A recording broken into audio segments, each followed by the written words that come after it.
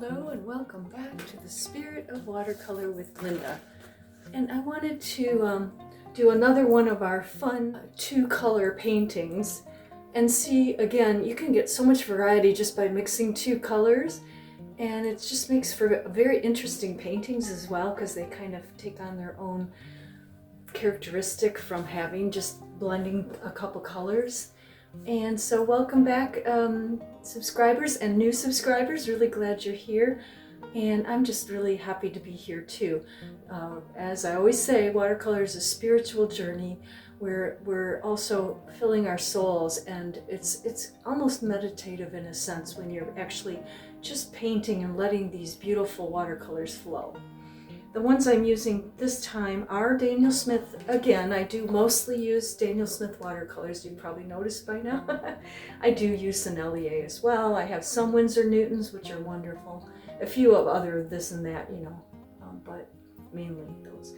And the two that I want to try today because, sometimes, well, I was looking again into mixing into darks and blacks because I like to be reminded that, you don't have to buy a black. You can buy like a neutral tint, which is a sort of a deep gray that you can mix in with other colors to darken them.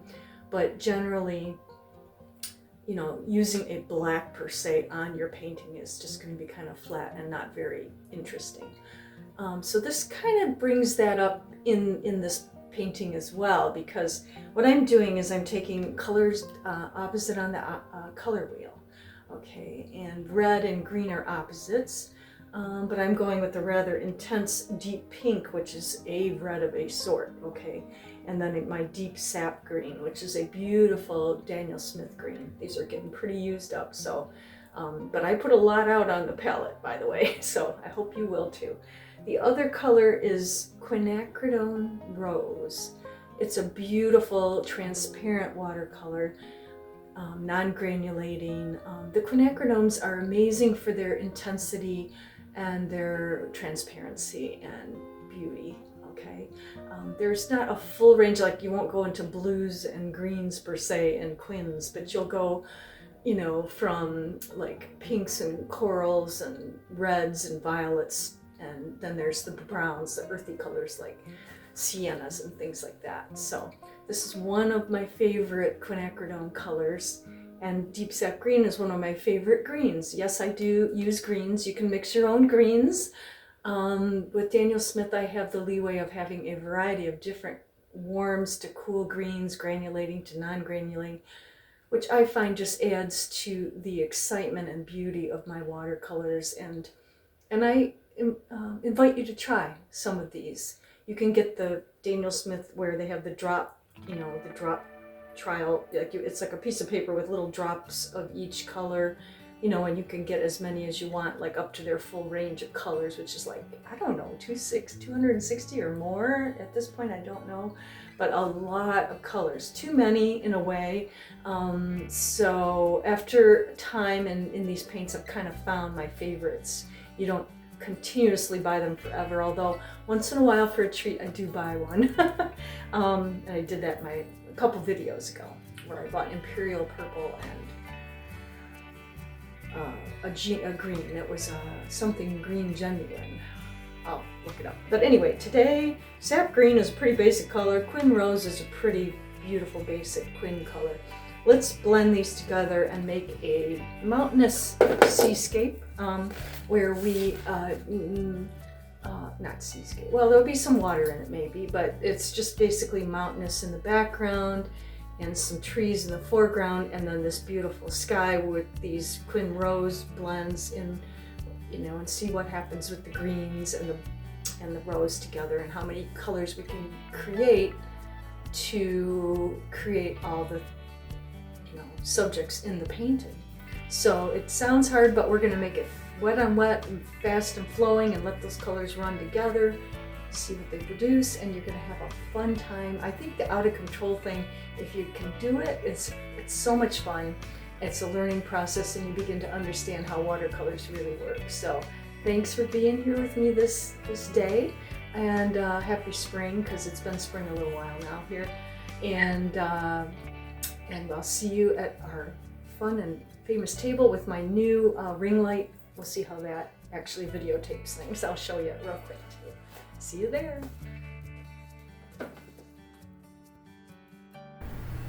So here's the new ring light, and I like it a lot actually. I'm getting used to it, so you may see my head in the video more than I wished, but I'll do my best to edit it out.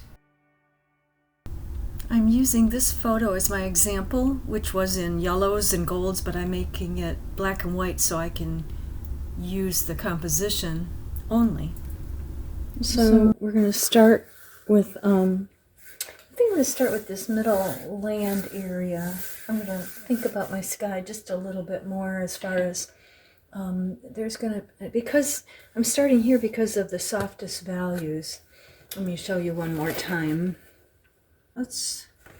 We've got our Quinacridone rose and our deep sap green, and I want to mix them together, so I always take this synthetic brush to mix mostly. Some light to darker values blended together. I want it to be a little more neutral in the background too, okay, because when we use neutral colors, they tend to recede more in the background versus the warm or really warm, super warm colors will come forward and the cool colors will recede as well. So we have two ways, actually three to get perspective here. As I mentioned earlier, sorry about my head being in the video. I'm getting adjusted to this new ring light, and I totally wasn't on my radar to push the painting up far enough so that you would not see my head. So I will clip out what I can, or but if you're missing what's in what I'm doing on the watercolor paper, you will have to forgive the head being there. In the foreground, I start with the neutral mixed color of the rose and green in a stronger concentration. That also, the more rich the color, the more it comes forward as well. And I do that just to have some variety. And you can see how beautiful that the mixed colors are. You get a beautiful brown. It's not like, a brown coming out of a tube, right? Unless you want a burnt sienna, which is, totally okay too, and wonderful. But these are complex colors and act like nature to me more so. And then I'm putting in some deep sap in there, just more of the deep sap to make those start to become more green as the tall trees are becoming visible. Just again using my pointed round brush. My number 8 was my favorite, Winsor Newton artist pointed round. They come in a variety of numbers. I like the 4, 6, 8 the most, and there's some really tiny ones too.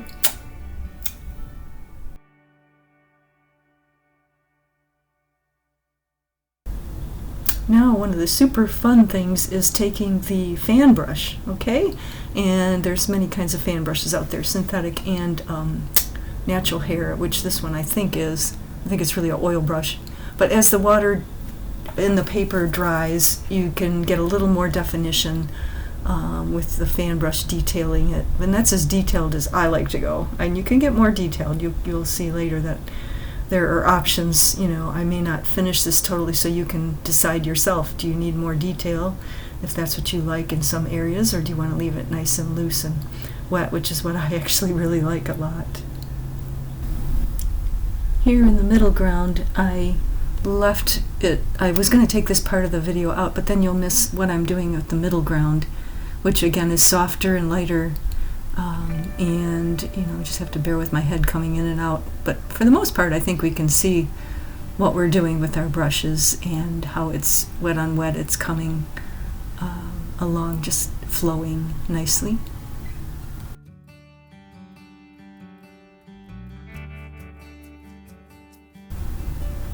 And at the top of the middle ground, I'm just adding a little more detail, a little more concentration of color here and there, just so that it has a little more perspective again, right?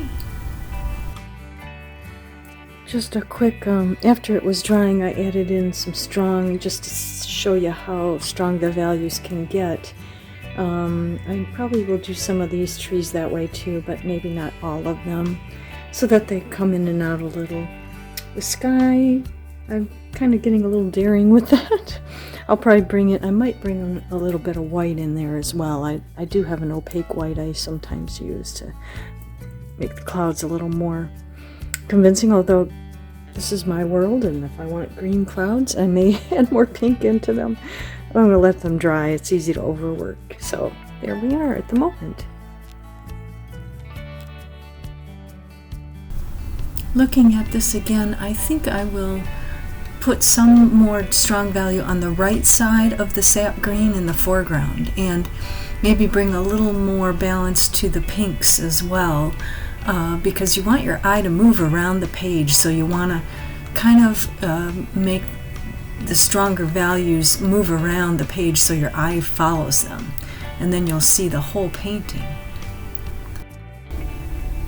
And so here I did what I said. I balanced out the painting a little bit by adding some more value in the foreground on the right, and a little more pink reflection in the water, just to kind of keep our eye moving around the page. And then I put a mat on it, and with my signature on the mat, so you can kind of see it somewhat finished, and then you frame it up and you have a painting using 2 colors. And I hope you enjoyed this video, and will keep coming back and keep learning and growing with me in the spirit of watercolor.